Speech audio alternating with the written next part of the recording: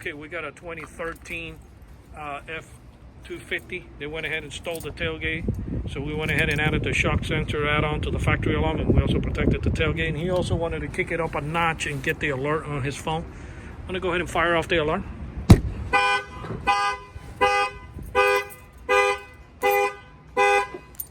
In a second, he should have the push notification come in.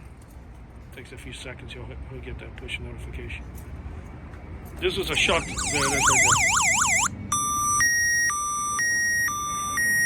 there. Okay. This is a shock sensor add-on to the factory alarm system, because these trucks do have a factory alarm, but the only way they work if somebody opens the door. By adding the shock sensor, it's like installing an aftermarket alarm without having to carry an extra fob. And at the same token, we went ahead and kicked it up a notch and gave him the cellular module, which has GPS, so he can track the vehicle. And also, he'll get the alerts on his phone when it fires off anywhere in the United States. You don't need an extra phone line. It's all done through a server. The first year is free, and after that, it's $29 a year for renewals. Once a year, $29. The first year is free. You don't need an extra line. You don't need to do anything to change your cell phone provider and your personal phone or nothing like that.